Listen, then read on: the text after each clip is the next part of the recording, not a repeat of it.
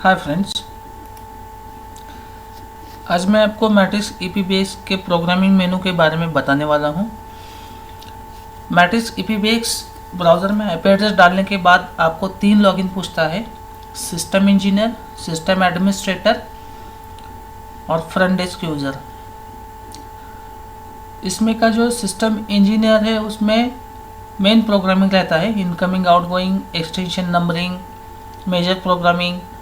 और जो system administrator रहता है उसमें feature activation, SMDR activation, system fault log वगैरह जो सेटिंग रहते हैं वो उसमें हम देखते हैं।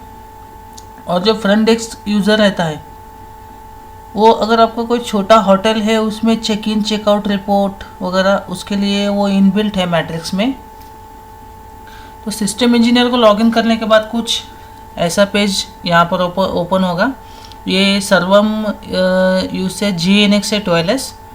तो इधर 3 ऑप्शन है: कॉन्फ़िगरेशन, मेंटेनेंस और स्टेटस। तो कॉन्फ़िगरेशन पर क्लिक करेंगे, आपको जो पहला ऑप्शन दिखाई देगा वो है एब्रिविएटेड डायलिंग। एब्रिविएटेड डायलिंग में सब मेनू है ग्लोबल डायरेक्टरी।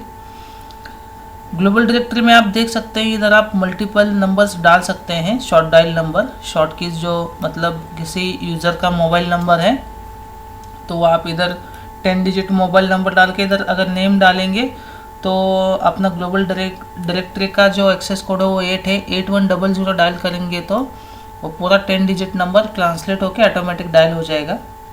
यहाँ पर पर्सनल डायरेक्टरी भी है, अगर कुछ एक्सटेंशन को उनके पर्सनल नंबर्स रहेंगे तो वो भी हम असाइन कर सकते हैं। ऐसे टोटल 50 पर्सनल डायरेक्टरी हम अलग अलग बना सकते हैं अलग अलग यूज़र के लिए, जिसमें सिर्फ उनके पर्सनल नंबर्स होंगे।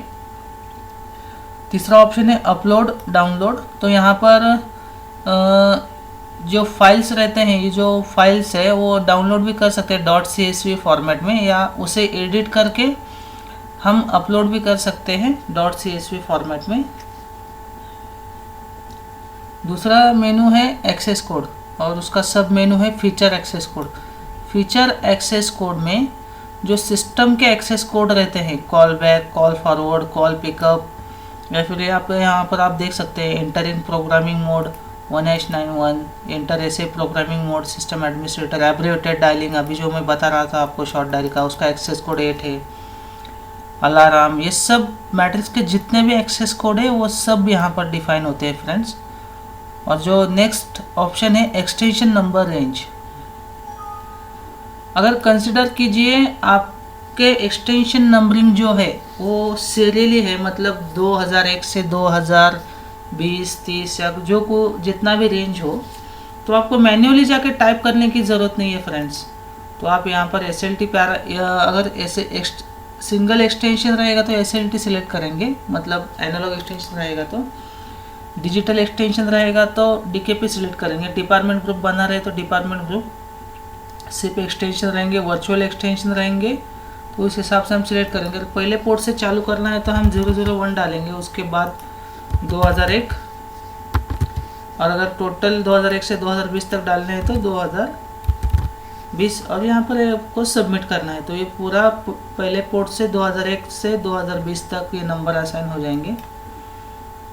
तीसरा है अकाउंट कोड।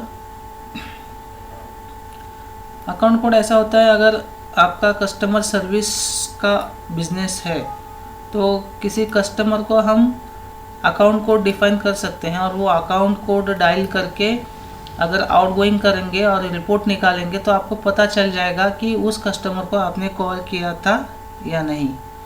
तो ऐसे मल्टीपल अकाउंट्स कोड आप मल्टीपल वेंडर्स को असाइन कर सकते हैं, मतलब डायलिंग करते वक्त वो आपको अकाउंट कोड डालना पड़ेगा, और जब SMDR रिपोर्ट निकालेंगे तो आपको पता चल जाएगा कौन सा यूज़र को वो कॉल लगाया था। अथॉरिटी कोड, ये भी अकाउंट कोड जैसा ही है, लेकिन इसमें कैसा रहता है, अगर आपको लॉन्ग डिस्टेंस कॉल वगैरह लगाना है, आपकी रिक्वायरमेंट है कि कोई भी आउटगोइंग करने से पहले मुझे मैं पासवर्ड डालूंगा फिर ही आउटगोइंग होगा, या फिर कोई नंबर डायल करने के बाद मैं पासवर्ड डालूंगा तो वो नंबर डायल होगा। तो ऐसे 2 कंडीशन में, पहले पासवर्ड डालेंगे या फिर बाद में पासवर्ड डालेंगे, ऐसे 2 कंडीशन होते हैं। तो उस केस में आपको अथॉरिटी कोड यूज़ कर सकते हैं।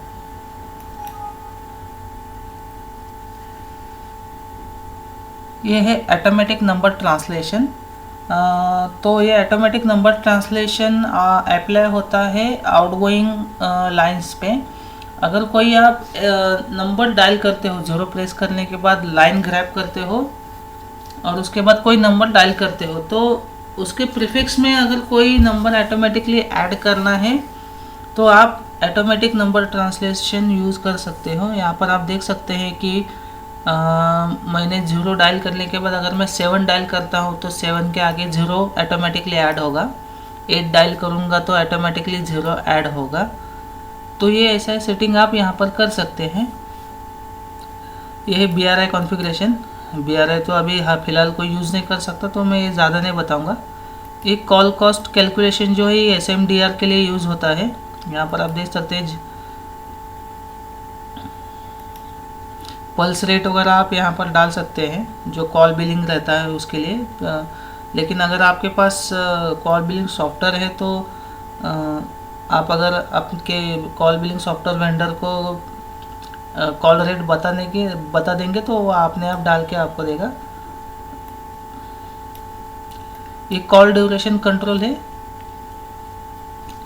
कॉल ड्यूरेशन कंट्रोल में ऐसा होता है कि अगर आपकी रिक्वायरमेंट है कि कुछ सेकंड के बाद कॉल ऑटोमेटिकली कट हो जाना चाहिए, मिसयूज़ नहीं होना चाहिए कोई भी आउटगोइंग कॉल का। जो पर्सनल, अगर आपका एम्प्लॉय पर्सनल कॉल करता है वो 3 मिनट के बाद कट होना चाहिए, या फिर जो इनकमिंग कॉल है वो कुछ देर के बाद ऑटोमेटिकली कट होना चाहिए। ज़्यादा देर तक बात नहीं करना चाहिए अगर कोई एम्प्लॉय, तो इस केस में आप automatic call duration control use कर सकते हैं। ये सेटिंग अप्लाई होता है आपके लाइन पे, एक्सटर्नल लाइन पे इनकमिंग और आउटगोइंग के लिए यूज़ होता है। और ये आप इंटरनल कॉल्स के लिए भी अप्लाई कर सकते हो कि एक स्पेसिफिक टाइमिंग के बाद वो कॉल ऑटोमेटिकली कट हो जाएगा। Change FTP password for extended IP phones. Matrix के जो फ़ोन्स आते हैं IP फ़ोन्स, उसे एक्सटेंडेड IP फ़ोन्स बोलते हैं, जैसे कि VP510, VP330, VP210। इनका जो FTP रहता है वो एक्सेस करने के लिए जो पासवर्ड रहता है वो आप यहाँ से चेंज कर सकते हैं। चेंज ऐसे पासवर्ड जो रहता है वो सिस्टम एडमिनिस्ट्रेटर का पासवर्ड रहता है। हम इससे को लॉगिन जो कर सकते हैं वो वेब पेज से भी लॉगिन कर सकते हैं या फिर फ़ोन से भी लॉगिन कर सकते हैं। ये जो फॉर प्रोग्रामिंग फ्रॉम एक्सटेंशन, वो पासवर्ड इधर से चेंज होता है। वेब इंटरफेस ऑफ ऐसे एंड फ्रंट डेस्क यूज़र, जो हमने पहले स्टार्टिंग में बताया था 3 यूज़र रहते हैं, सिस्टम इंजीनियर, सिस्टम एडमिनिस्ट्रेटर और सिस्टम फ्रंट डेस्क यूज़र। तो system administrator front desk user का पासवर्ड हम इधर से चेंज कर सकते हैं।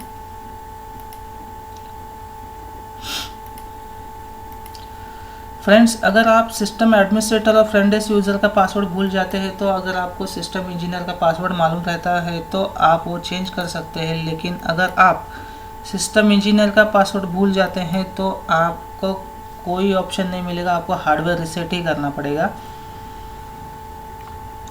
तो इधर से हम सिस्टम इंजीनियर पासवर्ड चेंज कर सकते हैं, current password, enter new password, confirm password, और वेब इंटरफेस अभी मैं जिसके बारे में बात कर रहा हूँ उसका जो पासवर्ड है वो आप इधर से चेंज कर सकते हैं। CLI बेस्ड राउटिंग, इसमें कैसा रहता है, कुछ लोगों का रिक्वायरमेंट रहता है कि अगर पर्टिकुलर नंबर, ये नंबर मेरे को इसी एक्सटेंशन पे लैंड करना चाहिए। अगर कोई बंदा है उसका XYZ नंबर है, वो XYZ नंबर मेरे कंपनी में 210 एक्सटेंशन पे लैंड करना चाहिए, तो हम क्या करेंगे, वो XYZ नंबर इधर डालेंगे और 210 का जो एक्सटेंशन टाइप है SLT, DKP, SIP या कोई भी हो, वो इधर सिलेक्ट करके उसका पोर्ट नंबर डालेंगे और उसके बाद जब सबमिट करेंगे, जब वो बंदा आपके कौन से भी लाइन पे कॉल करेगा जो IP बेस के साथ कनेक्टेड है, वो डायरेक्टली 210 को लैंड करेगा। क्लास ऑफ सर्विस, ये बहुत ही इम्पोर्टेंट है। क्लास ऑफ सर्विस एक्सटेंशन को जो हम क्लास ऑफ सर्विस देते हैं वो कौन से फीचर एक्टिवेट रहना चाहिए उसके बारे में ये automatic call back, no reply, ये जितने